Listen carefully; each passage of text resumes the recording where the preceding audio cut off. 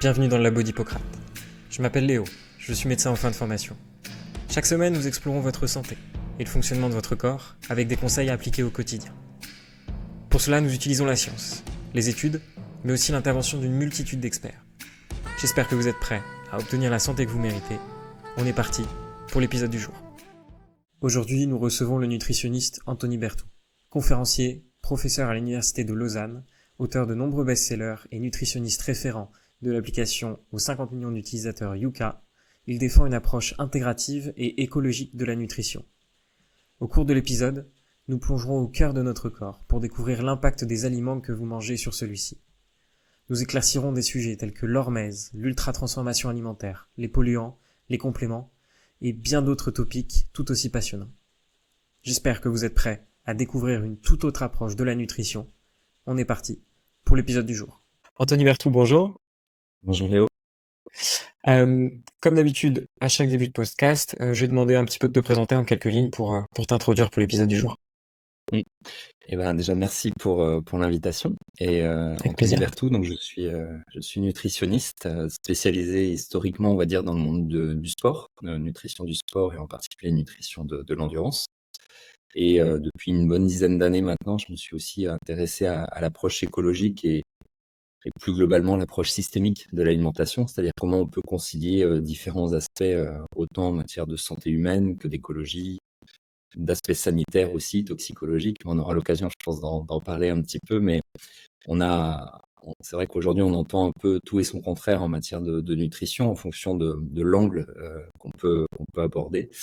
Donc, j'essaie de prendre le maximum de recul à ce niveau-là et de hauteur pour essayer d'apporter un regard le plus global possible et au final le plus simple pour les personnes qui veulent mettre en place des éléments. Ok, donc ça promet un épisode plutôt très riche en informations. Alors je voulais revenir justement sur une première thématique qui est abordée dans différents de tes bouquins, c'est la thématique de la pleine santé. C'est un thème moi que j'ai très peu vu au final. On parle de santé, on parle de bien-être, mais le thème de pleine santé, j'aimerais bien que tu nous le définisses un petit peu pour introduire le sujet de l'épisode. Oui, alors après, c'est une définition qui va être forcément un petit peu subjective parce que c'est pas une définition officielle, mais souvent, déjà, de réussir à définir ce qu'est la santé est pas évident puisque quand on parle de santé, est-ce que c'est simplement l'absence de maladie? On peut parler de la définition de l'OMS. Est-ce que c'est le fait de disposer pleinement de ses capacités physiques, psychologiques ou autres? Et je trouve que dans une démarche de prévention par le mode de vie, cette notion de pleine santé, elle apporte un petit plus qui me plaisait beaucoup. Donc, c'est-à-dire sortir simplement du cadre de la santé et pour se demander comment on peut potentialiser nos capacités. D'où cette terminologie de pleine santé, tout ça. Et justement, toi, ta spécialité, c'est la nutrition. Comment on peut, avec la nutrition, essayer d'atteindre cette pleine santé-là? Une remarque que tu fais au début de ton bouquin qui est qu'il faudrait peut-être qu'on arrive à changer de paradigme quand on aborde la nutrition et qu'on n'est plus justement sur le paradigme de la nutrition ou l'alimentation, c'est fait pour nous apporter de l'énergie et fonctionner la journée, mais au final, c'est bien plus que ça. Alors, comment faire par la nutrition par rapport à la pleine santé? J'aurais du mal à répondre en 2 minutes.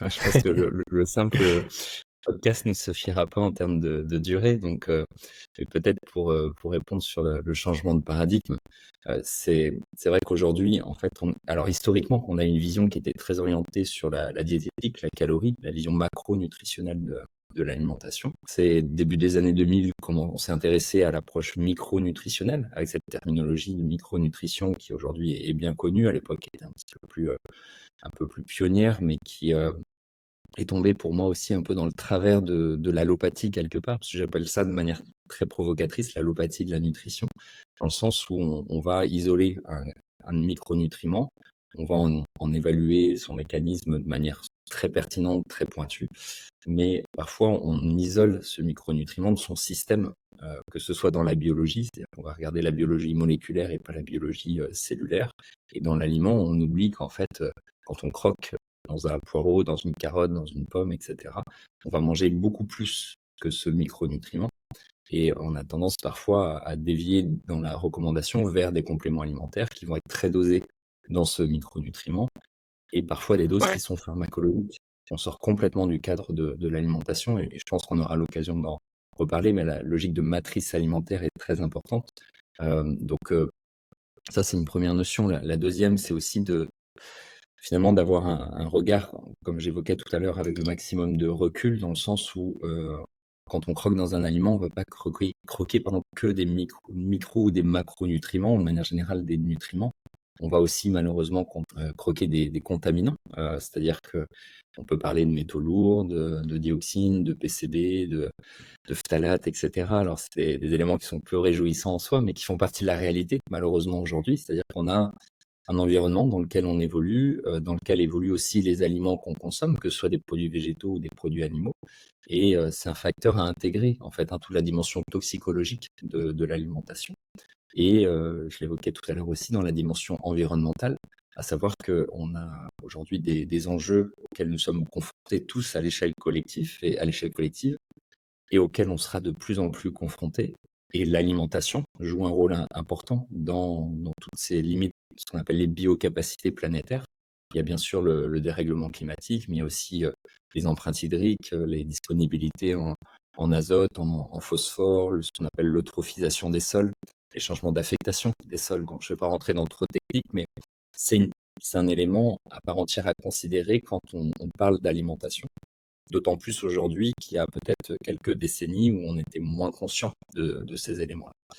Donc, je ne dis pas que le micronutriment ou le macronutriment n'est pas important, c'est une condition qui est nécessaire mais qui n'est pas suffisante. C'est-à-dire que c'est très bien de le connaître, c'est très bien d'étudier ces mécanismes qu'on a fait de manière très détaillée depuis les années 70-80. Je dis au début des années 2000 sur la partie micronutriments, mais je pense qu'aujourd'hui, il est temps qu'on regarde de manière très globale, en fait, l'impact de l'aliment, voire de l'alimentation, et pas simplement de la nutrition. Et ça, pour moi, c'est important parce que dans toute la cacophonie qu'on a actuellement, ça permettra aussi d'y voir un petit peu plus clair avec un message qui est peut-être pas aussi dichotomique qu'on pourrait l'imaginer, c'est-à-dire que tout est bien ou mauvais, ou l'inverse, le mauvais, mais juste de se dire ça dépend du contexte, ça dépend de la priorité qu'on se donne par rapport à tous ces critères-là. Donc effectivement, c'est vraiment le cœur de mon développement aujourd'hui. Et c'est vrai que c'est important quand tu parles un peu de la cacophonie qu'on peut entendre sur les réseaux et qu'on peut voir sur les réseaux. Je trouve qu'il y a une mode en ce moment de se dire tel petit micronutriment, je sais pas, le magnésium par exemple, joue sur tel facteur, donc forcément ça va te créer telle chose sur ta santé et sur le problème global. Alors qu'au final, quand on regarde un peu les études, ce qu'il faut qu'on regarde, c'est le résultat final au final sur la santé, c'est de se dire oui, si je prends du magnésium, est-ce que ça va avoir un effet global? Ou simplement juste sur cette petite partie, mais au final pas d'effet sur la vie. Et je pense que ça c'est un point qui est vraiment très important. Comme on le disait tout à l'heure, les contenus courts ne laissent pas trop le temps d'expliquer et de nuancer ses propos.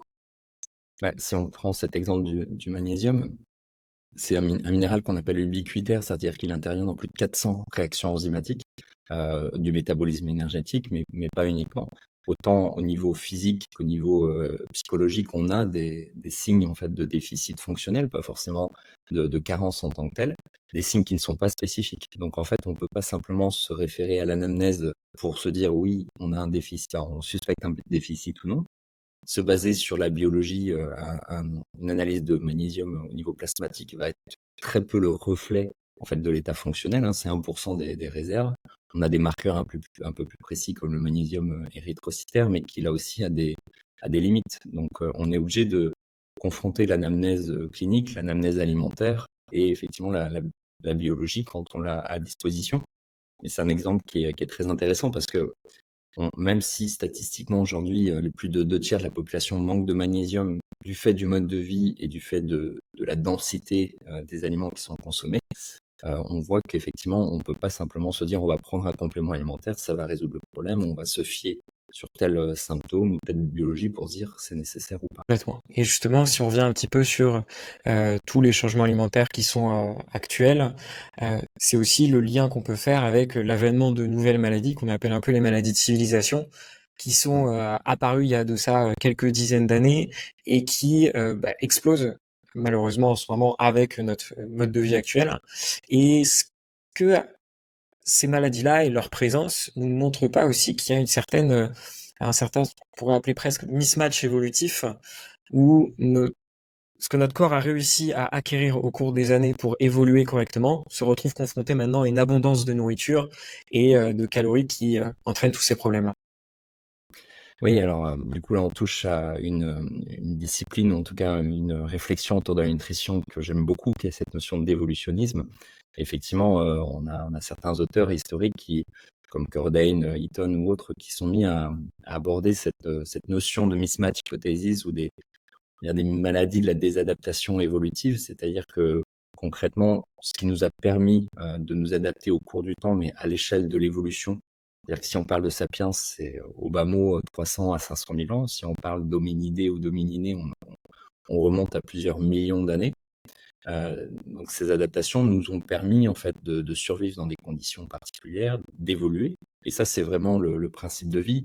L'évolution, elle se fait par la stimulation. On aura peut-être l'occasion de parler d'hormèse, d'homéostasie et de ce principe, en fait, cette frontière très ténue finalement entre qu'est-ce qui va nous adapter et qu'est-ce qui va nous désadapter de manière délétère. Et finalement, au cours de l'évolution, si on en est là aujourd'hui, c'est qu'on a été capable de s'adapter. Alors parfois au prix de sacrifices importants de population, etc. Mais on a réussi effectivement à s'adapter à notre environnement. Et aujourd'hui, en l'espace de quelques décennies, on va dire un siècle si vraiment on dresse très large, mais plus exactement à partir on va dire des années 70, de la fin de Seconde Guerre mondiale, on a connu vraiment un vrai bouleversement de mode de vie, où effectivement on fait des changements de manière très rapide par rapport à un environnement qui, lui, a évolué doucement et un capital génétique qui, lui aussi, évolue très doucement. Donc, on peut même se poser la question de savoir si l'émergence de ces pathologies ou l'augmentation de la prévalence, elle n'est pas logique au regard de notre mode de vie et de notre capital d'adaptation initial. Et on a plein d'exemples qui vont dans ce sens. Et on peut parler du déficit en oméga 3, on pourra parler peut-être un petit peu des mitochondries, de certaines pertes qu'on a eues, par exemple, à synthétiser de la vitamine C, etc. Il y a beaucoup d'exemples qui montrent que, effectivement, ce qui nous pose problème aujourd'hui est le fruit d'un avantage qui a été acquis de manière très, très progressive. Et si je provoque un petit peu ce que j'aime bien faire parfois, la question, c'est pas de se dire qu'est-ce qui fait qu'on développe autant de troubles fonctionnels et de pathologies de civilisation aujourd'hui. C'est comment on réussit à rester en bonne santé pour la plupart, malgré tous les facteurs de stress périphériques qu'on fait subir à notre organisme, hein, qu'on parle de qualité de sommeil, d'alimentation, d'activité physique, d'exposition aux contaminants, de stress chronique, etc. On voit qu'on n'est quand même pas très sympa avec notre biologie. Et pour autant, et heureusement, la plupart d'entre nous, on va rester en bonne santé. Alors après, la question, c'est jusqu'à quand et dans quelles conditions, entre guillemets, d'où la terminologie de pleine santé pour nuancer avec la santé simple. Et voilà, donc c'est peut-être une introduction abstraite quand je te dis, je réponds à ta question à ce niveau-là, mais je trouve elle permet de resituer cette notion, en fait, effectivement, de pathologie de civilisation. Ouais, complètement, complètement. Et j'aimerais bien revenir justement sur un thème que tu as utilisé qui, moi, me tient vraiment à cœur. C'est le thème d'hormèse. Est-ce que tu peux nous expliquer un petit peu ce que tu entends Oui. par là? Alors, alors c'est l'histoire aussi, historiquement de Paracelsus, où tout est poison, rien n'est poison, tout est une question de dose. Alors, c'est heureusement un peu plus subtil que ça, mais ça parle peut-être à plus d'auditeurs. L'hormèse, en fait, c'est un principe de toxicologie initiale qui nous dit que le même stimulus, le même stress cellulaire peut être positif ou peut être délétère en fonction de sa durée, de son intensité ou de son amplitude, mais aussi en fonction de celui qui va recevoir ce stress. Et ça, c'est la deuxième partie de la définition qui est très importante, à savoir qu'effectivement, un stress en fonction de l'individu qui va le subir, et je ne parle pas de stress psychologique, mais vraiment de stress au sens biologique cellulaire, euh, il pourra être tout à fait adaptatif. Par exemple, quelqu'un qui est sportif et on parlait en off un petit peu de l'UTMB, effectivement des trails de ultra, etc., qui peuvent se mettre enfin, qui sont très à la mode en ce moment. Les personnes qui vont faire un trail, ils vont s'adapter pendant des mois, des années, à être capables de faire des efforts de très longue durée, de plus de 100 km, 150 km. Et après, la question de savoir est-ce que c'est bénéfique ou pas pour la santé, c'est un autre aspect, mais en tout cas, ils ont cette capacité parce qu'ils ont créé des stress répétés de manière plus ou moins adaptée au cours du temps. Et à ces personnes, si on leur demande d'aller faire un footing, une course à pied d'1 heure, ça va pas être un facteur de stress délétère. Au contraire, ça peut même être une récupération active pour certains. Et si on compare avec une personne qui est sédentaire depuis 20 ans, qui effectivement n'a plus du tout l'habitude de faire une activité, aller demander de faire 1 heure de footing, ça va être un stress hormétique qui sera beaucoup trop important par rapport à sa capacité du moment. Et donc de manière très simple, plus on est en bonne santé, plus on est capable de subir des stress hormétiques avec une amplitude ou en tout cas un curseur qui peut se déplacer de manière importante et donc plus on est dans un schéma vertueux. Et à l'inverse, plus on est en mauvaise santé, on atteint de pathologies diverses ou autres et plus finalement la marge de manœuvre elle va être ténue entre stress positif et des adaptations. Et c'est un petit peu aussi le travers de beaucoup de choses qu'on entend aujourd'hui sur les réseaux ou autres, c'est que le principe d'hormèse est de plus en plus connu et on a tendance à le mettre en avant, mais de manière additionnelle. En disant on va faire des douches froides, on va faire du jeûne intermittent, voire du jeûne long, un modèle low carb, on va faire une activité physique avec des variations en intensité, mais aussi de l'aérobie, du foncier, etc. Et en fait, on cumule des facteurs de stress hormétique qui, isolément, peuvent être bénéfiques, mais sur l'individu et en fonction de son état de santé, peuvent au contraire être complètement désadaptatifs. Donc, il y a une notion de personnalisation et puis de moment, c'est-à-dire de temporalité. La même personne, en fonction de sa période de vie, pourra être capable de supporter des stress hormétiques plus ou moins forts. Et cette notion d'hormèse, elle arrive toujours avec la deuxième définition qui est celle de l'homéostasie, c'est-à-dire que nos cellules, elles sont programmées pour revenir à un état d'équilibre, quitte à initier en fait l'apoptose, la mort programmée si justement la cellule est plus fonctionnelle à ce niveau-là, sous le contrôle de la mitochondrie. Je pense qu'on aura l'occasion aussi de parler un petit peu de cette fabuleuse, ce fabuleux organique, pardon, mais c'est pourquoi je parle de ça? Parce qu'en fait, les deux sont liés. C'est-à-dire que les cellules, elles ont une capacité extraordinaire, c'est de revenir à un état d'équilibre sous l'effet d'un stress jusqu'à un certain stade, et ça rejoint cette notion d'hormèse. Point très important aussi quand on parle d'hormèse, de pouvoir provoquer un peu de stress à son corps pour qu'il puisse s'adapter. Il y a aussi une notion de progressivité. Et c'est quelque chose qu'on voit et qu'on a pu discuter avec d'autres intervenants dans différents épisodes, c'est que si vous êtes sédentaire et vous courez 1 heure demain, votre corps, vous allez lui faire mal, il va pas s'adapter parce qu'il va juste avoir très mal et vous allez jamais pouvoir reprendre. Psychologiquement, ça va être aussi très dur. Par contre, si vous reprenez à courir en courant peut-être 15 secondes, puis en marchant 1 minute, puis en augmentant 30 secondes, toutes ces choses-là, c'est comme ça que votre corps va s'adapter aussi. Exactement. Et alors dans l'alimentation, on est dans des stress qui sont différents. Après, quand on parle de jeûne et de durée de jeûne, là pour le coup, on peut rentrer dans des stress qui sont importants, mais effectivement, on est dans le même raisonnement. Et ça permet aussi d'aborder peut-être la notion de restriction calorique, où on l'a vu comme un élément délétère à éviter à tout prix, parce qu'effectivement, et c'est normal, on a besoin de couvrir nos besoins caloriques quotidiens, mais d'avoir des périodes de restriction calorique nous permet effectivement de créer des stress énergétiques qui sont plutôt adaptatifs, notamment vis-à-vis du stress oxydatif. Si on va encore un peu plus loin, on a un principe que tu dois bien connaître, qui est le principe d'autophagie, où effectivement c'est un système de récupération et d'épargne protéique au niveau cellulaire qui fait que la cellule elle met en place des adaptations pour survivre dans un environnement qui est devenu très stressant puisqu'il n'y a plus de calories qui sont apportées au quotidien.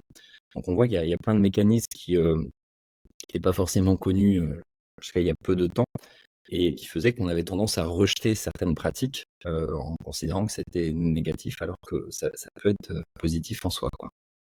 Ça nous prouve à quel point le corps est une machine incroyable dans sa capacité d'adaptation, sauf quand on lui provoque beaucoup trop de stress et que là, elle est complètement dépassée et finit par dépérir à cause de ça. J'aimerais qu'on revienne sur un point super important. Quand on parle de nutrition, actuellement, il y a un terme qu'on utilise et qu'on va utiliser de plus en plus, c'est les aliments ultra transformés. Je sais que en lisant tes bouquins, j'ai découvert une classification, la classification Nova, et qui a permis un peu d'éclaircir tout ça. Est-ce que tu peux nous en dire un petit peu plus sur ce type d'aliments? Oui, et ça, en fait, je rebondis un petit peu sur ce que tu disais par rapport au fait que la biologie et la cellule est un mécanisme extrêmement complexe, sophistiqué, que finalement on connaît très peu en soi. Ben, c'est un peu la même chose pour l'aliment et l'interaction entre la biologie et l'aliment. C'est également toute une série de mécanismes qu'on sous-estime. Et pour te répondre, j'aime bien donner l'exemple d'une étude qui est sortie il y a 4 ans maintenant, où les auteurs ont parlé de la part sombre de l'alimentation, c'est-à-dire qu'ils se sont amusés à quantifier le nombre de principes actifs issus des fruits et des légumes, des végétaux, et qu'on savait associer un effet biologique particulier, typiquement la quercétine, le resveratrol, toute une série de composants aujourd'hui qu'on connaît bien.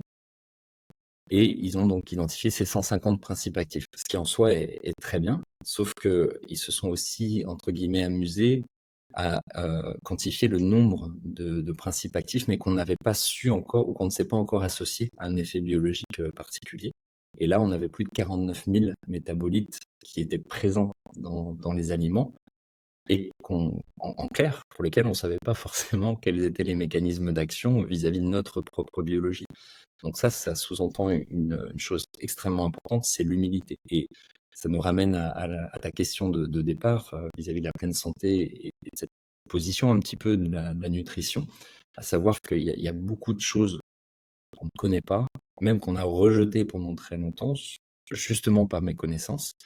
Et ça, c'est le premier point. Le deuxième, c'est qu'on sait que l'interaction de ces micronutriments dans l'organisation structurelle de l'aliment, tu manges un melon parce qu'on est en été, ou tu vas manger une carotte, etc. Tu vas avoir des bêta-carotènes, tu vas avoir de la vitamine C, etc. En fait, ces composés, des glucides, ils vont interagir entre eux, certains de manière opposée, donc c'est un mécanisme plutôt antagoniste par rapport à l'assimilation de tel ou tel micronutriment, d'autres au contraire vont se potentialiser. Et donc quand tu mâches dans ton fruit, tu vas mâcher aussi cette structure, cette organisation qui fait que tu auras un effet biologique qui lui est propre. Et on y rajoute un troisième facteur de modulation, c'est l'épigénétique, c'est-à-dire en fait la façon dont ces nutriments vont s'exprimer sur nos gènes, non pas en termes de mutation ou autre, mais simplement en termes d'empreinte épigénétique. On aura peut-être l'occasion de définir ce que c'est. Donc tout ça, ça amène à cette conclusion qu'effectivement, on ne sait pas grand-chose de ce qu'on va générer d'un point de vue biologique quand on va croquer dans un aliment. Et on est parti de l'idée que ce qui nous importait, c'était les macronutriments. On a parlé les micronutriments. Et donc, on s'est dit, on peut transformer des aliments. On va fabriquer des cornflakes à partir de grains de blé, de grains de riz. On va rajouter du gluten dans des préparations panifiables. On va faire du coca, on va faire des Oreos, des M&M's, etc. Et on va mettre sur le packaging de ces produits-là une liste des ingrédients, un tableau de composition nutritionnelle, et on va considérer comme une référence ce tableau de composition nutritionnelle. Sauf que ces aliments-là, effectivement, ils ont été ultra transformés, c'est-à-dire qu'ils ont subi plusieurs niveaux de déstructuration qui font qu'on ne sait pas exactement quel est l'effet biologique versus un aliment qui est brut.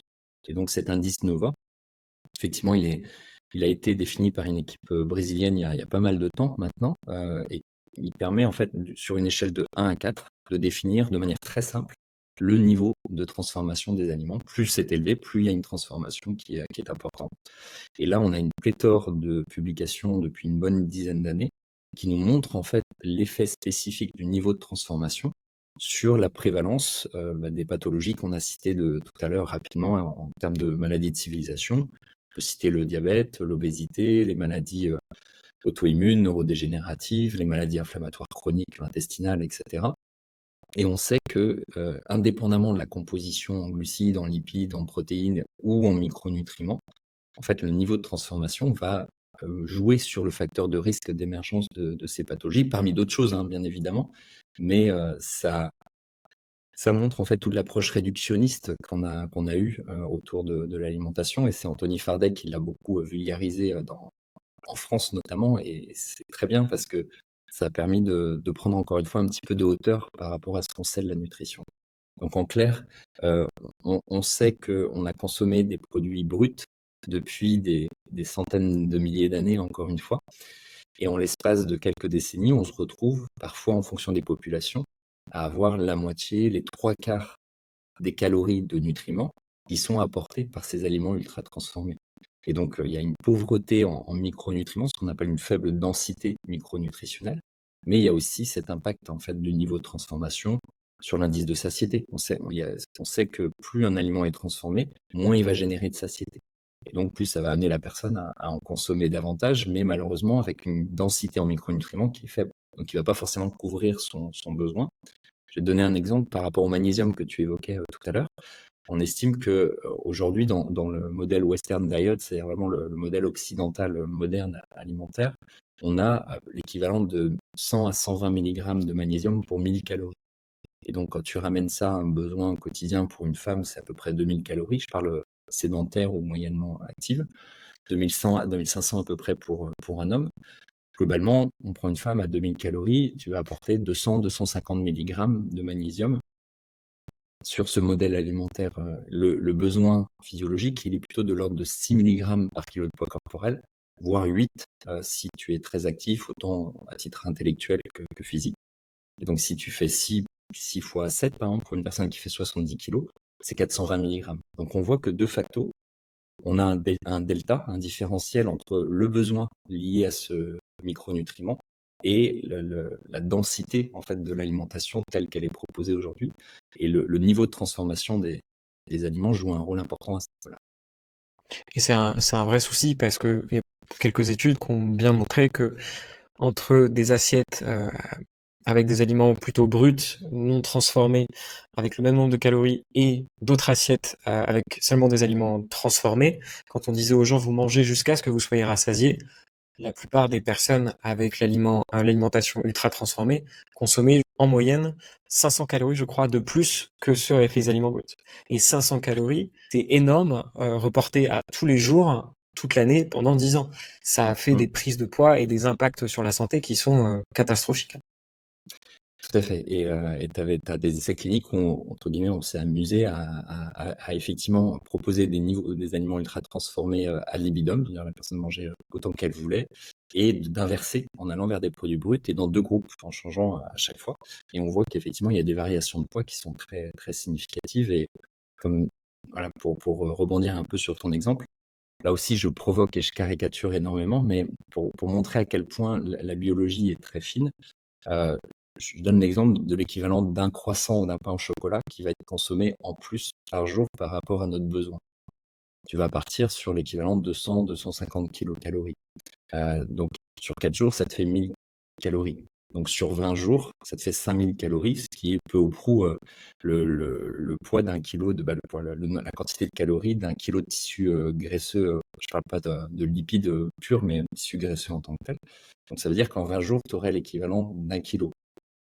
En 200 jours, l'équivalent de 10 kilos. Donc, en un an, si on caricature, on va être à 150 kilos. 10 ans, etc. Bah, tu fais le calcul, ça amène à des quantités qui sont complètement irrationnelles. Et encore une fois, cet exemple, il est présent par l'absurde, c'est-à-dire qu'il ne s'agit pas du tout de le considérer comme une vérité, mais de voir que si on n'apporte que effectivement quelques centaines de kilocalories en plus par jour par rapport à notre besoin, ce qui peut être le cas avec ces aliments ultra transformés parce qu'effectivement ils génèrent moins de satiété, on peut arriver à des prises de poids, non pas effectivement de dizaines de kilos, mais peut-être de quelques kilos, voire effectivement de 10-20 kilos, et alors que la personne en soi ne mange pas beaucoup plus et n'a pas cette impression puisque c'est une réalité. Je vous coupe quelques secondes pour vous dire que si vous souhaitez contester certaines choses qui ont été dites durant l'épisode, suivez le lien en description pour déposer vos réclamations avec étude à l'appui. Je ferai un épisode bonus regroupant toutes les mises à jour, tous les 4 podcasts. On peut reprendre. Et c'est ce qu'on voit souvent, nous, on peut voir ça au cabinet de je comprends pas, j'ai pris 10 kilos, pourtant je mange pas beaucoup. Et en fait, quand les personnes viennent nous voir et qu'on fait un peu la liste de ce qu'ils mangent, on se rend compte que la majorité des aliments, en effet, en termes de quantité absolue, c'est pas énorme, mais la plupart sont des petites bombes caloriques. Et comme tu dis, le petit croissant tous les matins dans le café, en fait, il fait plus de dégâts que ce qu'on peut penser. Oui, et il s'agit pas pour autant, tu vois, de diaboliser le croissant. C'est-à-dire que c'est là où on voit qu'on est dans une logique globale et le simple fait de dire à une personne dans le conseil pratique, j'ai faim, je mange, j'ai plus faim, je m'arrête, sous-entend qu'elle est capable de percevoir sa sensation de faim et de satiété et de la distinguer de son envie de manger, ce qui amène aussi à un autre sujet. Mais c'est pour ça que je prenais cet exemple par la caricature en disant que, en fait, si on n'était pas capable de s'autoréguler dans notre faim, on arriverait à des variations de poids qui seraient considérables. Et notre biologie, elle est là aussi extrêmement fine et extrêmement bien programmée, parce qu'on voit que même si on prend 10 kilos, finalement, à l'échelle de 10 ans ou de 20 ans, c'est pas grand-chose. Et c'est effectivement ce qui peut se passer très facilement. Et encore une fois, j'insiste sur ce que j'indiquais à l'instant là, mais un des conseils très importants, c'est de se reconnecter à sa sensation de faim. Ça fera pas tout, mais en tout cas, c'est un élément qui est nécessaire parce que on a des hormones, et tu le sais très bien, sur la leptine, la gréline, il y a des hormones qui sont produites par le tissu adipeux qui vont permettre en fait de réguler notre sensation de faim et notre prise alimentaire. Et donc ça, c'est des éléments aussi qui ont été sous-estimés pendant très longtemps. On a besoin de faire confiance aussi à notre biologie, mais de la respecter par son mange. D'où l'approche un petit peu globale quand on parle de nutrition, aussi comportementale et psychologique aussi associée à tout ça. J'aimerais aussi avoir ton avis un peu parce que ce qualificatif d'ultra transformation, à un endroit où on le retrouve pas, c'est dans le Nutri-Score. C'est un reproche qui lui est souvent fait. J'aimerais avoir un peu ton avis là-dessus. Est-ce qu'il faut le suivre? Est-ce qu'il faut pas le suivre? Est-ce qu'il a réellement de la valeur ou pas? C'est toute la question de savoir jusqu'où on simplifie un message pour qu'il soit juste, et à partir de quand il va devenir caricatural et potentiellement faux en fait. Donc là, aujourd'hui, il y a une vraie problématique de santé publique qui est le niveau d'information et d'éducation nutritionnelle en fait des populations. Parce que c'est quand même ça le cœur du sujet en fait. Quand on parle de Nutri-Score, c'est de quelle façon on va pouvoir informer le consommateur, puisque là on parle du consommateur qui va acheter son paquet de cornflakes ou son paquet de pâtes de riz ou de produits transformés de plats cuisinés. Donc ça sous-entend qu'il n'y a pas effectivement l'éducation de base pour permettre en fait à la personne d'être autonome dans son choix alimentaire. Et bien évidemment, il n'y a aucun jugement par rapport à ça, parce que il y a ce qu'on sait et il y a aussi ce qu'on ne sait pas à travers ces produits ultra transformés. On va pas demander à tout le monde de connaître l'impact de tous les additifs sur la santé, sur le microbiote. On parlait tout à l'heure d'une personne qui peut prendre 10 kilos en cabinet facilement ou autre par ces aliments-là, et on sait que le critère pas le critère, mais le facteur microbiote intestinal est un élément qui est très important à ce niveau-là, qui a été beaucoup sous-estimé, et qui malheureusement subit beaucoup des effets des aliments ultra transformés et du rajout d'additifs. Donc c'est normal que beaucoup de gens soient perdus, mais il y a aussi ces lacunes en fait d'éducation nutritionnelle, parce que on apprend les maths, le français, on apprend beaucoup de choses à l'école, et c'est très bien, mais malheureusement on n'apprend plus, en tout cas pas suffisamment, comment bien manger, même si j'aime pas cette terminologie de bien manger, parce qu'on voilà, on peut avoir du mal à la définir, mais en tout cas d'avoir des bases suffisamment solides pour justement connaître à minima la composition nutritionnelle. Donc de se dire on va créer un score qui va permettre en fait d'aider le consommateur à y voir plus clair, ça part d'une très bonne intention. Et au-delà du Nutri-Score, on peut donner un exemple que je connais bien, qui est l'exemple de Yuka, où en fait on a aujourd'hui plus de 50 millions d'utilisateurs de Yuka, donc c'est considérable, parce que c'est aussi quelque chose de simple, à travers un code du vert au rouge qui va nous dire ça c'est ok ou c'est pas ok, mais sur des bases d'aliments ultra transformés. En fait, on ne considère pas ce critère d'ultra transformation. Et le Nutri-Score, effectivement, va se baser sur la quantité d'acides gras saturés, de graisses saturées, sur la quantité de sucre, de lipides, de sel. Donc, encore une fois, comme je reprends l'expression que j'indiquais tout à l'heure, ce sont des éléments qui sont nécessaires mais pas suffisants. Donc, c'est très bien de le considérer, mais à trop vouloir simplifier, en fait, on va mettre dans le même panier peut-être certaines qualités de graisse, d'acides gras, entre les acides gras polyinsaturés. Au niveau de la matrice alimentaire, on n'a effectivement aucune intégration. Et ça, c'est la vraie critique, le vrai reproche qu'on peut faire à ce score-là, c'est qu'il n'intègre pas le niveau de transformation. Alors, il y a une révision qui s'est faite du calcul du Nutri-Score il y a peu, mais on pourrait aller beaucoup plus loin.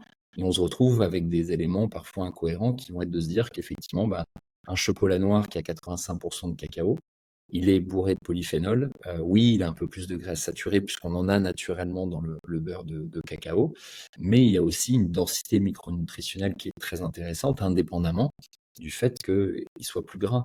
Et s'il est plus gras, il est aussi moins riche en sucre qu'un chocolat blanc à, je sais pas, 60% ou 40% de cacao. Pareil pour les huiles. Comment on distingue en fait via le Nutri-Score une huile de colza, via une huile d'olive, une huile de tournesol, etc. en fait, dans cette nuance micronutritionnelle, c'est vrai que le Nutri-Score a quand même des lacunes. Après, il a le mérite d'élaguer, on va dire, sur un premier niveau pour des personnes qui ont pas forcément d'éducation nutritionnelle ou qui ont pas de sensibilité nutritionnelle. Mais en fait, à vouloir trop les enfermer là-dedans, à trop vouloir simplifier, on les enferme justement un petit peu là-dedans. C'est pour ça que je reviens à ce besoin d'éducation et d'autonomie alimentaire. C'est-à-dire qu'on n'ait pas besoin d'un score vert ou rouge sur un paquet d'aliments pour se dire qu'il est bon pour nous ou pas. Et si on va même encore plus loin, ce Nutri-Score, il s'adapte sur des produits qui sont pour la plupart ultra transformés. Après, d'autres le sont moins. Je parlais de l'huile, par exemple, ou du cacao, mais du chocolat qui va être plus ou moins riche en cacao. Mais en fait, si déjà on se dit on consomme des produits qui sont bruts, et je vais aller un peu plus loin sur une phrase que je répète extrêmement souvent, c'est-à-dire des produits bruts de saison, des produits locaux, bio avec le moins d'intrants chimiques possible, on va faire 90% du travail, en fait. C'est-à-dire que simplement le fait de revenir, et pour les raisons qu'on a indiquées sur les niveaux d'ultra-transformation, etc., à des produits bruts, eh ben, on va effectivement déjà s'affranchir de beaucoup d'additifs. On va respecter cette matrice. Et donc, on n'aura pas besoin d'un Nutri-Score, en fait, pour savoir si on a besoin, si ce produit est adapté ou pas.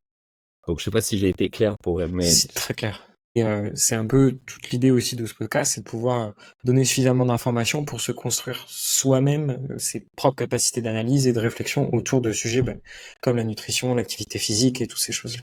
Il faut qu'on reprenne un peu de responsabilisation aussi de tout à chacun. Voilà, ce que vous mettez dans votre assiette, ça a des conséquences sur vous, aussi sur votre descendance parfois, mais voilà, sur vous, et c'est très important de reprendre un peu le pouvoir sur ce que vous avez dans votre assiette. J'aimerais aussi revenir un peu sur un point, alors c'est un message que je vois beaucoup en ce moment sur les réseaux, avec l'avènement du régime kétogène, tout ça. Plein de personnes se mettent à dire que le problème, c'est l'insuline. Si on prend du gras, s'il y a des maladies de civilisation, c'est à cause de l'insuline. Pour faire court pour les auditeurs, l'insuline, c'est l'hormone sécrétée par le pancréas pour stabiliser la glycémie pour le fonctionnement du corps après avoir ingéré un repas. Et elle a plein d'impacts différents, mais voilà, elle est souvent décriée. J'aimerais bien savoir un peu ce que tu penses de ce sujet-là et les régimes qui font un peu la promotion de cette idée. Oui, alors en fait, au-delà de l'insuline, en fait, la question c'est la régulation de l'insuline. C'est-à-dire que l'insuline, elle est là en réponse à un élément qui, quand je dis un élément, c'est-à-dire un facteur de perturbation qui est une hyperglycémie. Et donc, au-delà de la sécrétion d'insuline, c'est peut-être aussi de s'intéresser à la variation de glycémie, aux facteurs qui vont expliquer cette variation de glycémie. Et pourquoi je le précise? Parce qu'on sait aujourd'hui que certains aliments peuvent ne pas faire varier la glycémie, avoir une charge glycémique plutôt faible, mais avoir un impact sur la sécrétion insulinique de manière indirecte. Donc là, je ne vais peut-être pas rentrer dans la technique tout de suite, mais voilà, en fait, c'est important de distinguer la notion du métabolisme insulinique et la notion de glycémie à part entière. Ce qui est certain, effectivement, c'est qu'aujourd'hui, on a un mode de vie qui favorise grandement l'insulinorésistance, c'est-à-dire la résistance à l'insuline au niveau cellulaire qui, de manière pérenne, va amener à la prise de poids et effectivement au risque d'évolution vers un diabète de type 2 potentiel. Donc c'est une réalité, mais elle n'est pas du tout que alimentaire. On parlait d'activité physique tout à l'heure. Un des meilleurs entre guillemets, médicaments ou des meilleurs facteurs de prévention pour garder une sensibilité à l'insuline, c'est d'être dans le mouvement musculaire parce qu'on est programmé pour ça, c'est de bouger en soi. Je parlais des contaminants, les biocides, les métaux lourds, ce qu'on appelle les POP, les polluants organiques permanents comme les dioxines, les PCB, etc., les retardateurs de flamme, il y aurait plein d'exemples à donner. Ce sont des composés qui vont exercer un effet pro-oxydatif au niveau cellulaire et plus exactement au niveau mitochondrial et qui peuvent contribuer à l'insulinorésistance. Ils vont aussi potentiellement altérer notre microbiote, comme l'alimentation, qui joue un rôle très important sur la sensibilité à l'insuline.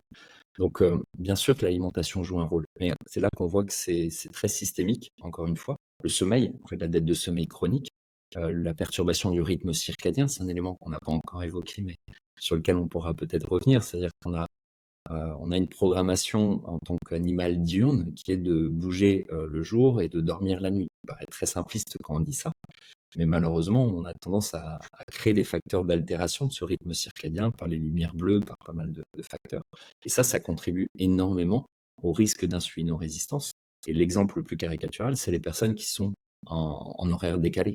On sait que le principal risque, c'est l'insulinorésistance et les conséquences associées. Donc, en fait, la question pour moi, elle se pose pas sur l'alimentation, elle se pose sur le mode de vie qui effectivement génère l'insulinorésistance. Mais ça nous amène à la mitochondrie, à savoir que la mitochondrie, moi je l'appelle le hub biologique. C'est l'organite qui est intégrateur de tous les stimuli environnementaux, au sens de la cellule, c'est-à-dire ce qu'on va manger. On parlait un petit peu de lumière bleue ou de longueur d'onde lumineuse, d'activité physique, de polluants, etc. En fait, elle va recevoir ces informations-là et elle va faire en sorte de s'adapter au maximum. Et je reviens à ce que j'indiquais au départ avec cette notion d'apoptose et de mort programmée de la cellule. Si la mitochondrie est dysfonctionnelle et qu'elle voit que le stress est trop important, et notamment ce qu'on appelle le stress oxydatif, c'est elle qui va initier en fait le message d'apoptose au niveau cellulaire pour permettre d'avoir une cellule plus fonctionnelle. Donc la mitochondrie, elle est vraiment au cœur du sujet. Et pourquoi je parle de tout ça?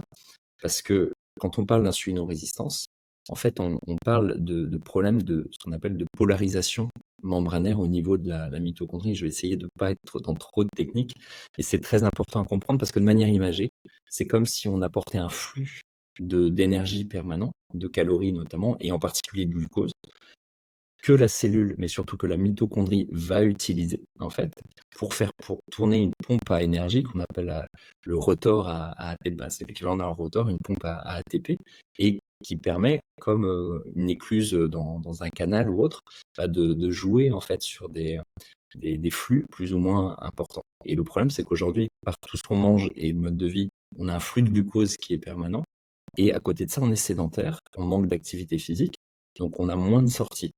Donc en fait, on crée un phénomène de saturation au niveau de cette mitochondrie qui dit mais stop, n'en rajoutez pas, ça déborde, il n'y a plus de place.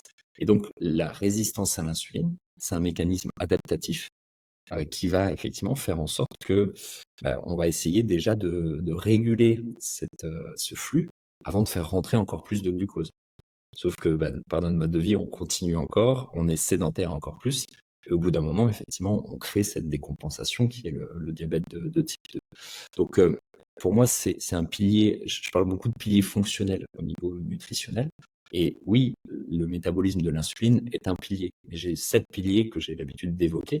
Donc, c'est un parmi d'autres. Et donc, notamment, l'état fonctionnel au niveau mitochondrial, l'état immunitaire, le microbiote, le stress oxydatif, la capacité de détoxification, d'élimination des xénobiotiques au niveau du foie, la gestion de l'inflammation de bas grade, la qualité des acides gras qu'on va consommer via les graisses, etc. Ce sont aussi des facteurs qui sont très importants. Donc on ne peut pas réduire le problème aujourd'hui des pathologies de civilisation à celui de l'insuline. C'est pour moi un des piliers majeurs, effectivement, c'est pas le seul. Et c'est pas un pilier qui est dépendant que de l'alimentation, mais d'effets systémiques comme je l'ai évoqué là, quoi. C'est très important, je pense, de se rendre compte que, en effet, l'insuline et il y a plein de choses qui ont des conséquences sur notre capacité à sécréter de l'insuline ou non, et que quand on reprend un peu la main sur sa santé, on ne reprend pas que la main sur sa nutrition. C'est-à-dire que le but, c'est aussi de bien dormir, de faire attention à sa santé mentale, à son activité physique. Et c'est pour ça que j'aimais beaucoup ce terme de pleine santé, c'est qu'au final, pour atteindre ou ne serait-ce que tendre vers la pleine santé, il faut essayer d'agir sur un peu toutes les sphères de sa vie. Pas seulement sur sa nutrition ou l'activité physique ou seulement le sommeil, par exemple. Tu parlais du pavé, donc c'est mon dernier livre là qui effectivement fait plus de 1000 pages. Le sous-titre, donc c'est traiter de la pleine santé par l'alimentation durable. Mais le sous-titre, c'est nutrition, écologie et évolution.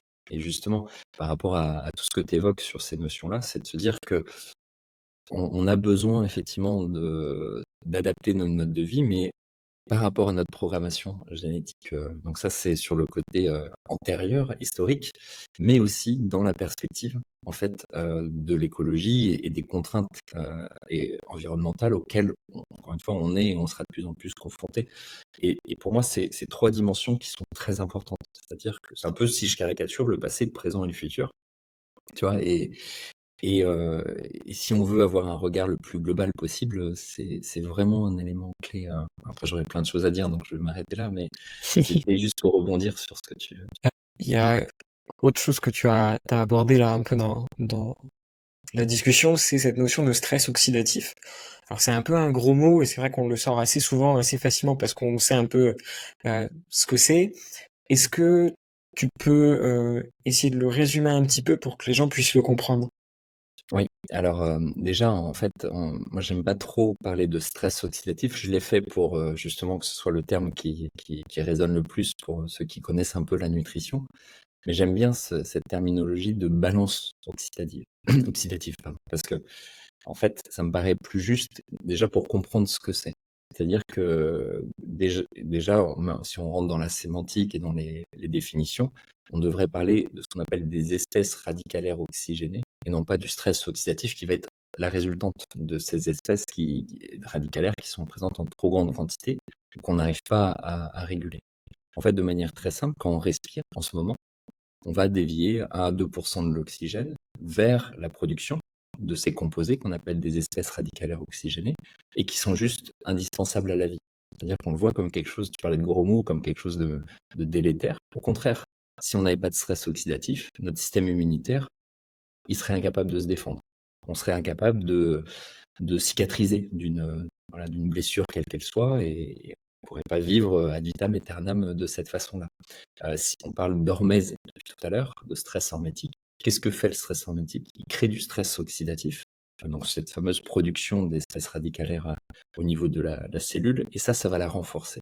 Donc en fait, c'est pas l'histoire de tout ce qui ne nous tue pas nous rend plus forts, mais effectivement, ce stress oxydatif, c'est le mécanisme qui explique le principe d'hormèse, en tout cas par lequel le principe d'hormèse se met en place. Et je reviens à ces histoires de mitochondries, ces hubs biologiques.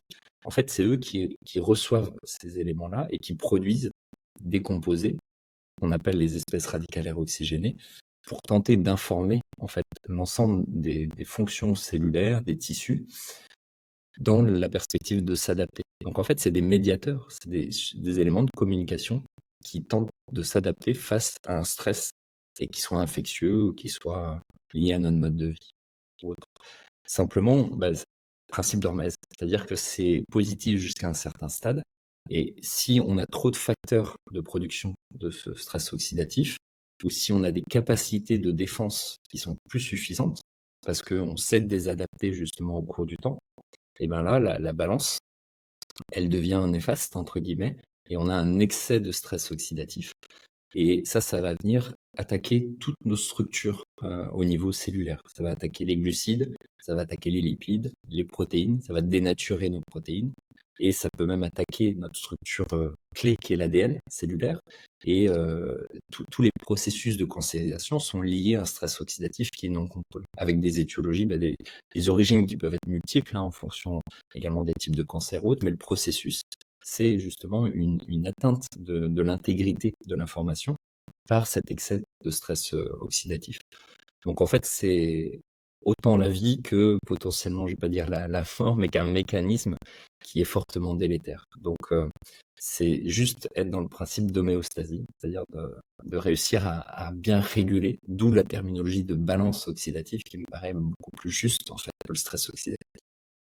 Complètement. Et d'où l'importance aussi d'avoir et de rechercher un peu, quand on parle de sciences de santé, des propos qui sont plutôt nuancés, puisque la plupart du temps, quand on va parler de stress oxydatif, on va vous dire c'est mal, c'est mauvais, faut absolument éviter ça. Sauf qu'en fait, si vous n'avez pas de stress oxydatif, vos cellules ne communiquent plus, votre corps ne s'adapte plus, et vous mourrez. Donc, on en a besoin. Ce qui est important, c'est juste le dosage et les capacités d'adaptation du corps. C'est surtout Et ça. si je le mets encore plus loin, mais sans trop détailler encore une fois, en fait, on considère de plus en plus que ces espèces radicalaires, c'est-à-dire les médiateurs du stress oxydatif, sont capables de communiquer sont des éléments de communication, plus exactement, avec notre microbiote. Et ça nous amène à beaucoup de développement, c'est-à-dire quelle est l'origine de la mitochondrie, est-ce qu'elle est bactérienne ou pas. Mais finalement, on voit qu'on a des bactéries dans notre microbiote, on a potentiellement un ancêtre bactérien qui est cette mitochondrie, et ces espèces radicalaires oxygénées elle serait finalement potentiellement un élément de communication pour justement tenter de s'adapter, y compris au milieu extérieur. Donc là, le microbiote, c'est aussi comment dire, je cherche le terme, mais un élément bon, c'est pas grave, je reviendrai sur le terme, mais en tout cas, c'est un élément qui est capable de recevoir les informations de l'extérieur et qui est également capable de transmettre au milieu intérieur. Donc en fait, le stress oxydatif, il est passionnant parce qu'en fait, il a un but d'adaptation de l'organisme, mais potentiellement à l'ensemble de notre environnement direct. Et ça nous amène à une autre terminologie qu'on appelle l'holobionte, en fait, qui est la notion de symbiose entre notre milieu intérieur et le milieu extérieur. C'est la transition parfaite pour faire un petit point sur le microbiote, justement. Pareil, c'est quelque chose dont on entend parler un petit peu partout, sans forcément trop savoir ce que c'est, sans forcément comprendre à quel point il est aussi important pour nous. Je pense qu'on l'a découvert il y a quelques dizaines d'années, l'importance vraiment de prendre soin de ces bactéries intestinales et l'impact qu'il a dans tout l'avènement de ces maladies de civilisation, justement. J'interromps rapidement l'épisode. Si le podcast vous plaît, prenez quelques secondes pour vous abonner et laissez 5 étoiles sur la plateforme que vous utilisez. Ça nous aide beaucoup et nous permet d'avoir des invités toujours plus passionnants. Merci encore, on peut reprendre.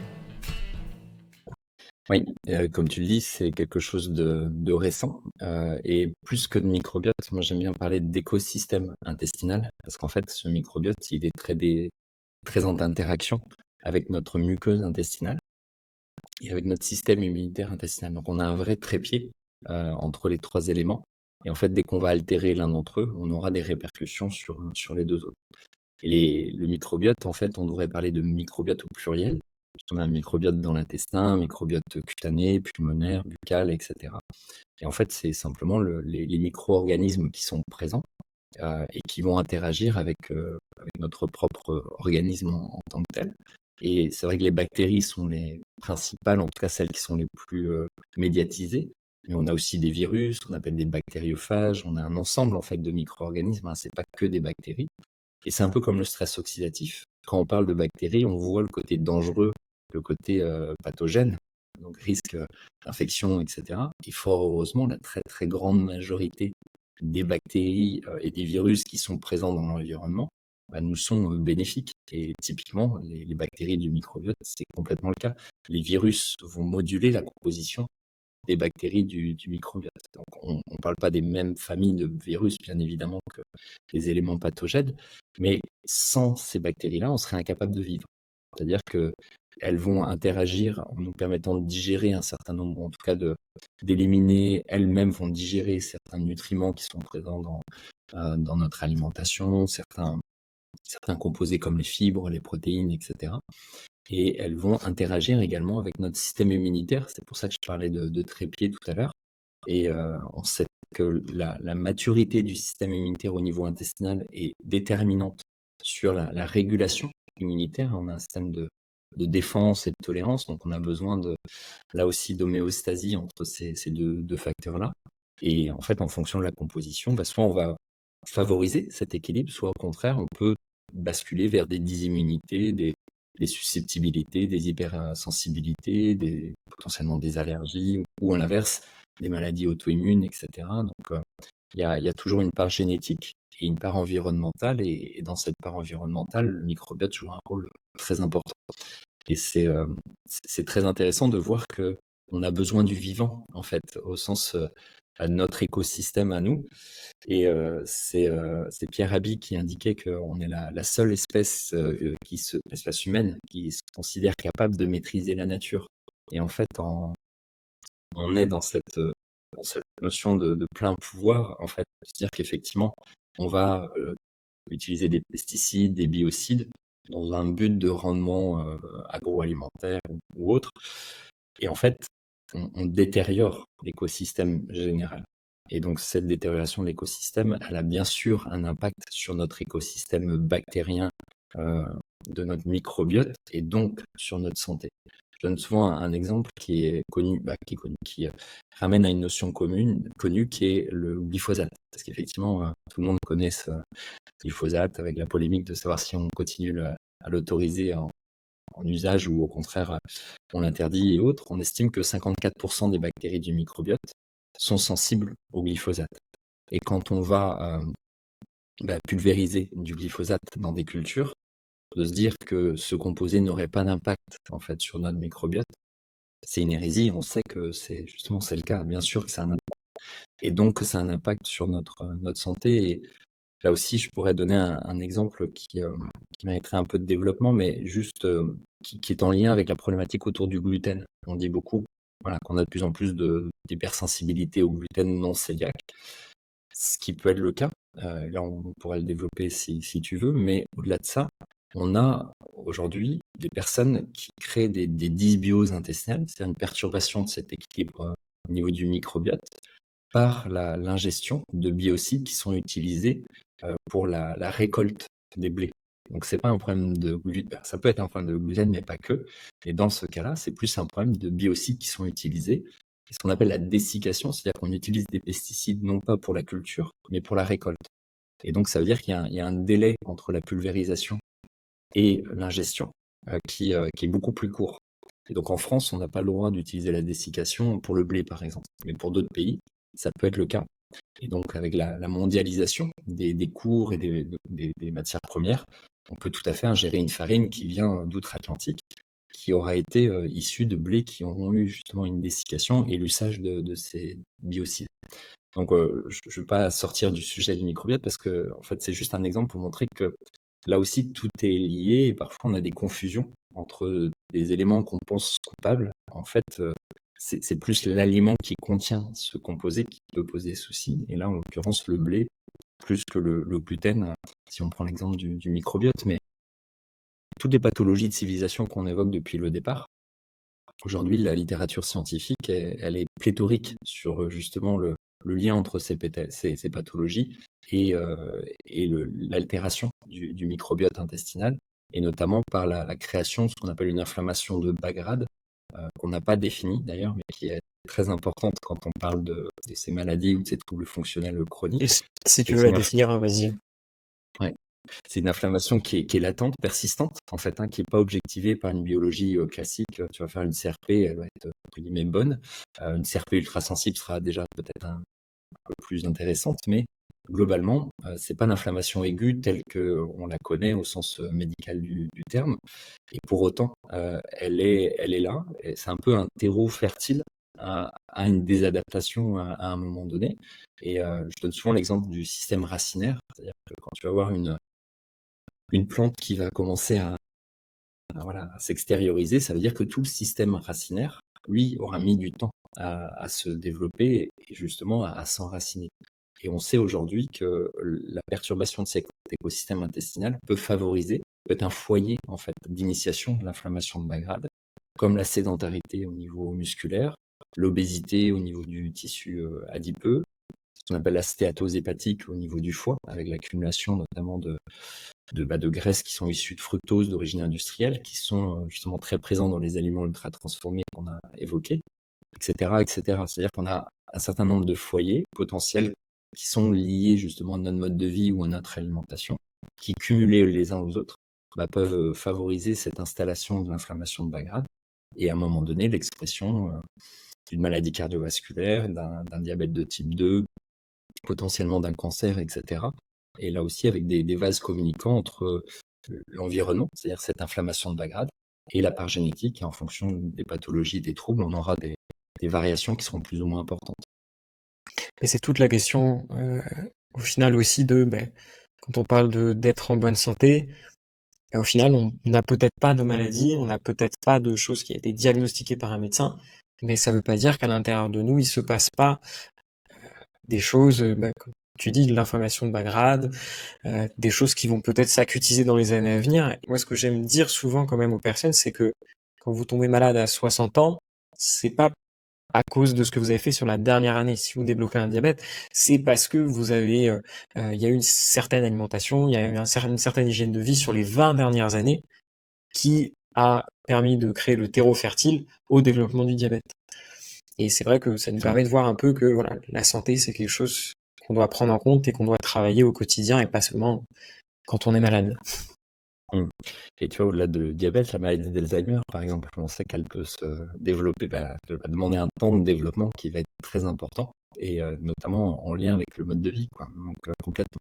Je vois le temps qui avance. Il y avait un sujet que j'aimais beaucoup aborder avec toi parce que euh, on voit ça de plus en plus sur les réseaux. Les entreprises dans le milieu fleurissent d'année en année. C'est le milieu des compléments alimentaires.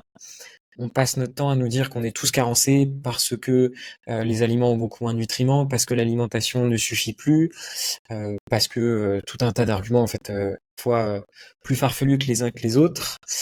Qu'est-ce que tu penses de la complémentation? J'insiste bien sur ce sujet-là, de la complémentation alimentaire. Est-ce que c'est efficace? Est-ce que, comme certains l'avancent, elle est maintenant obligatoire? Qu'est-ce que tu peux nous dire là-dessus? J'en pense tout et son contraire. Ouais. Un peu à l'image du sujet, c'est-à-dire que euh, est-ce qu'on a besoin de micronutriments pour assurer un bon fonctionnement cellulaire? Oui, évidemment.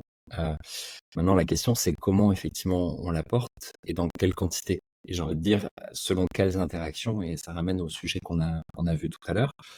Donc, de se dire, on a effectivement un déficit, voire une carence, le déficit étant le stade intermédiaire entre justement l'état optimal et la carence.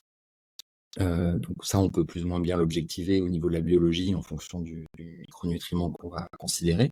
Et de se dire, on doit pallier un déficit, bien évidemment. Donc tu as deux solutions, soit tu le fais par l'alimentation, soit tu le fais par un complément alimentaire.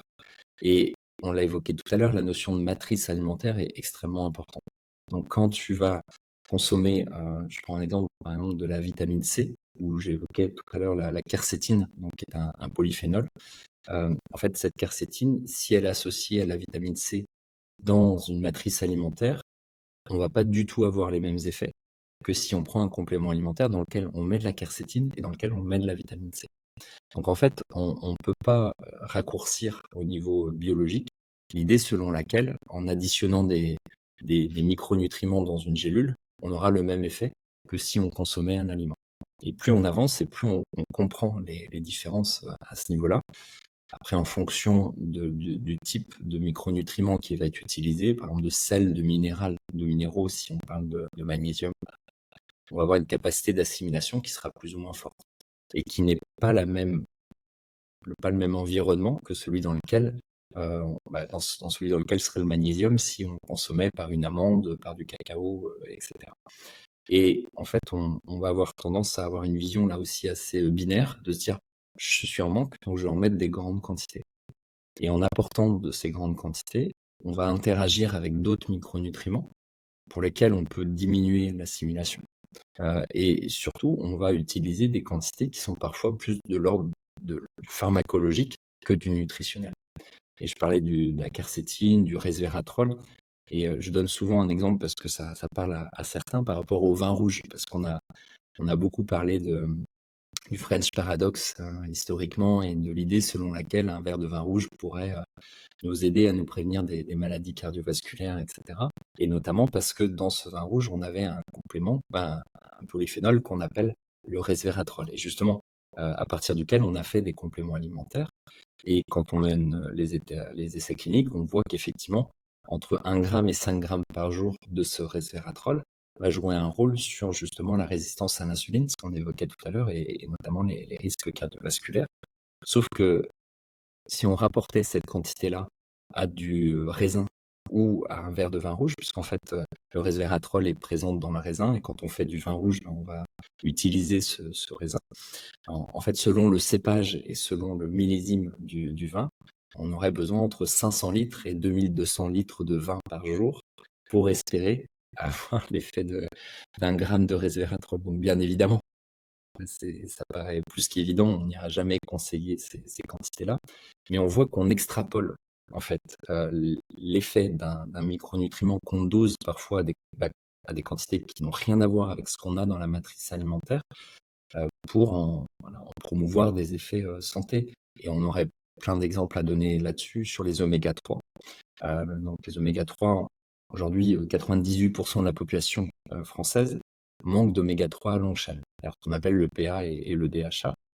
Donc on va les trouver dans les petits poissons gras, dans les sardines, les maquereaux, les anchois, dans l'huile de colza, dans les noix, un petit peu dans le lin, les graines de chia pour ceux qui en mangent, etc., un peu dans les algues également. Mais ça peut ne pas suffire à couvrir effectivement le besoin. Donc c'est tentant de se dire: «Je vais prendre une capsule qui est hyper concentrée en oméga 3». Sauf que le procédé de purification et de concentration de ces oméga 3 peut altérer en fait la nature et surtout, générer le fameux stress oxydatif dont on a parlé sur ces graisses-là. Et aujourd'hui, on a des publications qui nous montrent que ces oméga 3 en forte quantité peuvent exercer des effets délétères et notamment au niveau cardiovasculaire, non pas parce que ce sont des oméga 3, mais simplement parce que ce sont des oméga 3 qui ont été ce qu'on appelle peroxydés, c'est-à-dire qui ont subi un stress oxydatif parce qu'ils ont été conservés dans des mauvaises conditions trop longtemps ou parce que le procédé n'est pas adapté.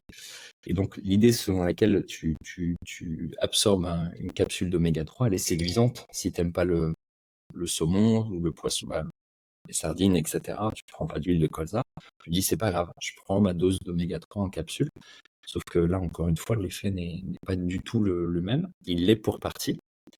Pour d'autres, ça sera plus positif, pour d'autres moins. Donc, tout ça pour revenir à ta question de départ. Est-ce que la complémentation peut être judicieuse? Oui, mais pour moi, sur la base en fait d'une anamnèse, à minima, alimentaire, voire clinique éventuellement, sur la base d'une biologie quand on dispose de marqueurs qui sont disponibles et en tant que béquille à un moment donné pour laisser le temps à l'évolution alimentaire de prendre le relais.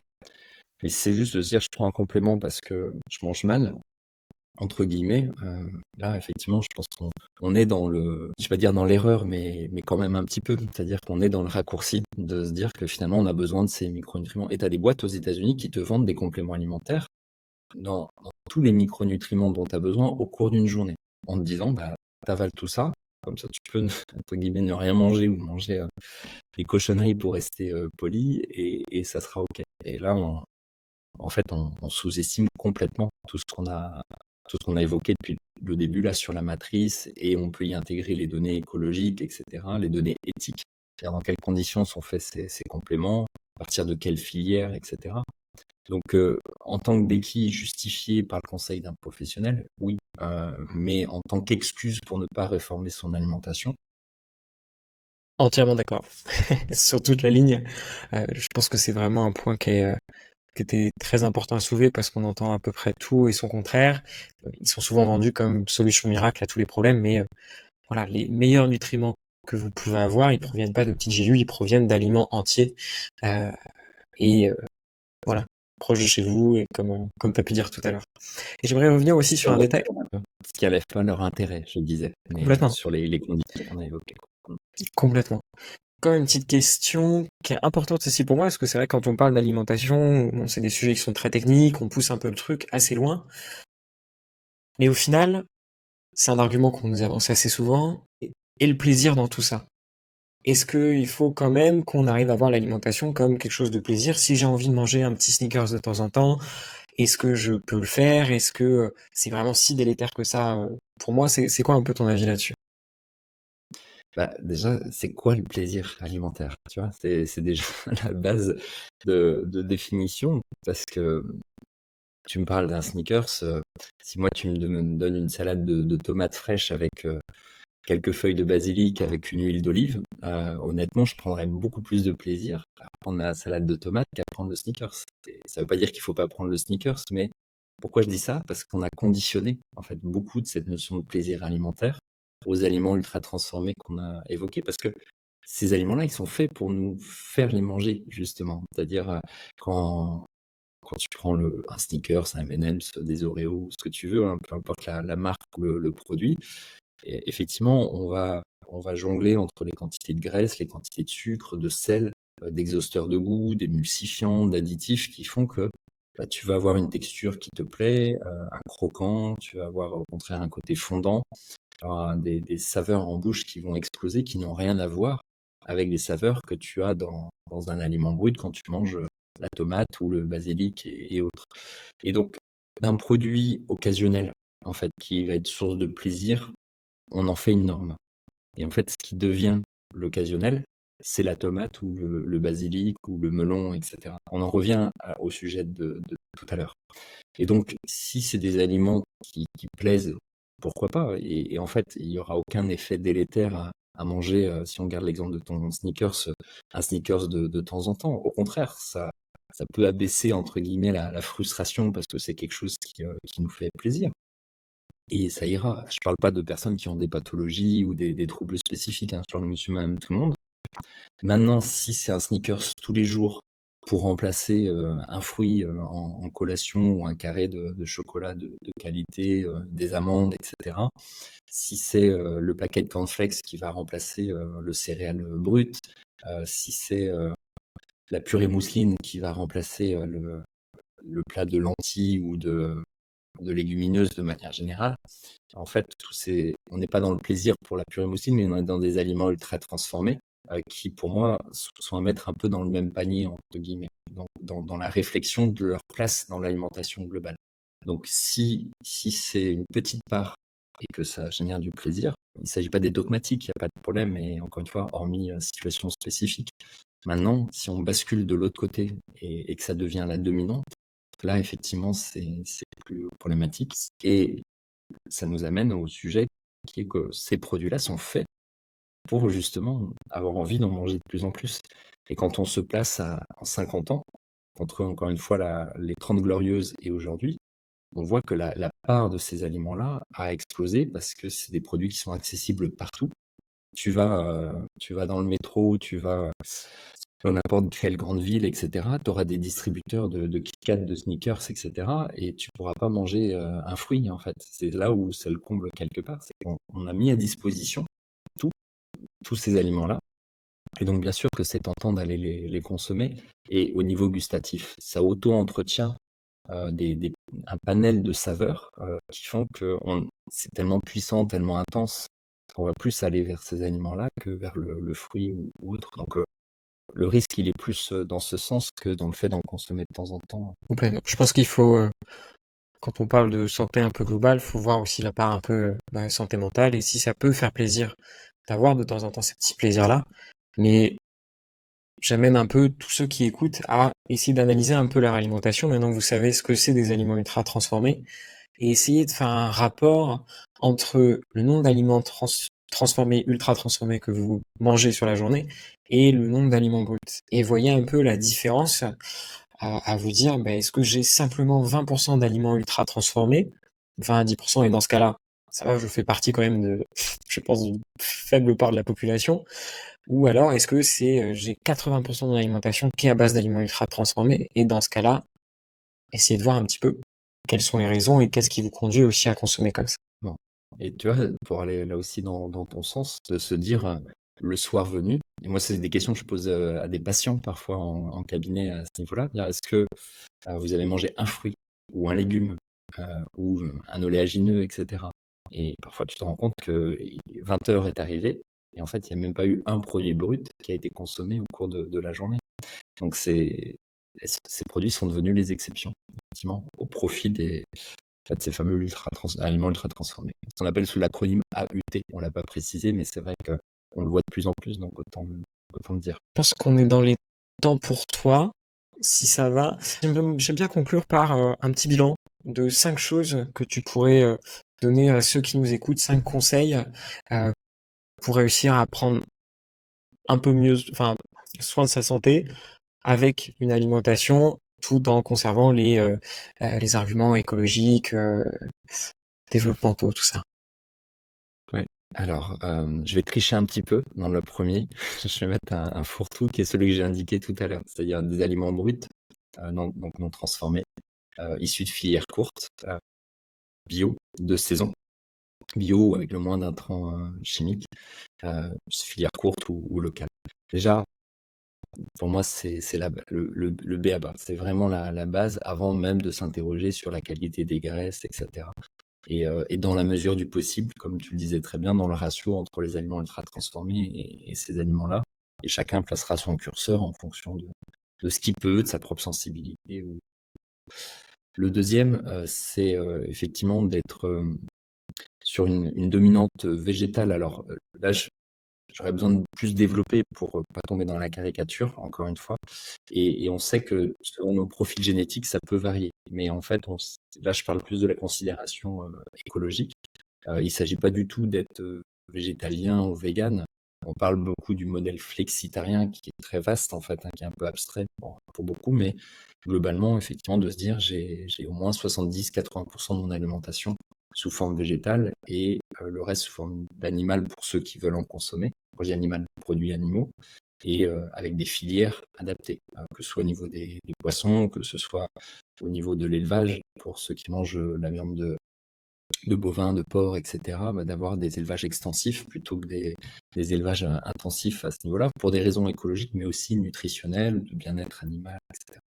Et c'est ça qui est très rassurant, parce qu'on n'a pas eu le temps de le développer, mais finalement, on se rend compte que les réponses sont les mêmes. Qu'on parle d'écologie, qu'on parle de nutrition, voire encore une fois de bien-être animal, là, si on est sur ce sujet qui est complètement en dehors de la nutrition, mais qui est intéressant aussi à considérer.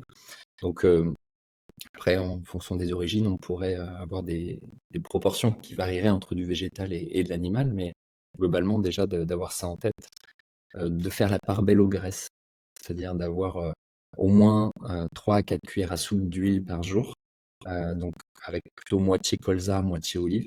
Donc colza pour les oméga 3 notamment, donc une huile vierge première pression à froid, comme l'huile d'olive, qu'on garde au réfrigérateur, maximum 2-3 mois, et qu'on consomme cru sur les aliments. On parlait des tomates basilic par exemple, en mélange avec l'huile d'olive, ça sera parfait. Et puis à peu près 2 cuillères à soupe d'huile d'olive, de la même façon, crue, qu'on peut aussi cuire, pas l'huile de colza, mais pour l'huile d'olive, un petit peu. Donc sortir de l'idée selon laquelle on a besoin d'arrêter le gras, justement, parce que c'est pas ces graisses-là qui vont être responsables de notre prise de poids, bien au contraire. D'avoir, je l'évoquais, des petits poissons gras comme les sardines, les maquereaux, les anchois même en boîte, une à 2 fois par semaine. D'avoir 2 bonnes poignées d'oléagineux par jour, avec, moi j'aime bien le trio noix, noisettes, amandes européenne ou française. Et là aussi, j'ai pas développé, mais c'est pour des raisons autant nutritionnelles que écologiques. Voilà, en termes de graisse, et puis d'éviter les produits issus d'élevage intensif que j'évoquais tout à l'heure pour limiter ce qu'on appelle les oméga 6 à longue chaîne. Avec le gras, ça fait 3. Le quatrième, c'est l'insuline. Tu en parlais à ce niveau-là. Donc, de favoriser les aliments qu'on appelle à faible charge glycémique. On n'a pas développé, mais globalement, là aussi, d'aller plutôt vers des légumineuses, des lentilles, des fèves, des haricots secs, des pois cassés, des pois chiches, etc. D'aller vers des produits céréaliers complets, voire semi-complets pour ceux qui ont du mal à le tolérer. De faire la chasse aux aliments ultra transformés et surtout tout ce qui est soufflé, extrudé. Les cornflakes, les cracottes, les biscottes, les galettes de riz et compagnie. Voilà, après, il y aurait plein de choses à dire sur la charge glycémique, mais d'avoir des sucres qui sont effectivement consommés sous forme de fruits, éventuellement un petit peu de miel, etc., mais éviter les aliments ultra transformés qui contiennent beaucoup de ces sucres-là. Donc on est à 4, et le 5e que je pourrais indiquer, c'est de mettre le maximum de couleurs dans l'assiette. C'est-à-dire du rouge, du jaune, du vert, du bleu, du violet, des épices, des aromates, du curry, du curcuma, la cannelle, du clou de girofle, du thym, du romarin, de l'ail, de l'oignon, etc. Tout ça, c'est les principes du modèle méditerranéen qui, justement, quand on parlait du stress oxydatif, qui vont apporter beaucoup de polyphénols et de composés qui permettent de bien réguler cette balance oxydative. Ça permet aussi d'avoir du plaisir, et surtout quand on a mis les huiles avec, en fait, ça va véhiculer les saveurs, et ça va donner beaucoup plus justement de plaisir qu'un produit qu'on prendrait comme ça sans rien. Voilà, puis j'aurais encore plein d'autres à évoquer, mais tu m'as dit 5, donc je pense qu'on est pas mal. Je pense qu'on a encore la matière potentiellement pour refaire un épisode dans quelques mois sans aucun problème. Mais en tout cas, c'était très clair. Je pense que tout le monde a appris beaucoup de choses sur le fonctionnement du corps, sur l'alimentation, son impact, et voilà, l'importance d'avoir un discours un petit peu nuancé sur ces sujets-là. Voilà, comparer un peu la discussion qu'on a eue là aujourd'hui avec les discours que vous pouvez voir sur Instagram, les d'autres réseaux qui vont juste critiquer tel ou tel nutriment sans aucune nuance. Voilà, faites un petit peu les différences et rendez-vous compte que tout ce que vous voyez sur les réseaux n'est pas forcément la vérité absolue. Voilà. Merci d'avoir écouté l'épisode jusqu'à la fin. Vous avez maintenant des outils pour prendre soin de votre santé au quotidien. Si ce n'est pas déjà fait, n'oubliez pas de vous abonner et de mettre 5 étoiles si l'épisode vous a plu. Nous on se retrouve dans 2 semaines. Ciao!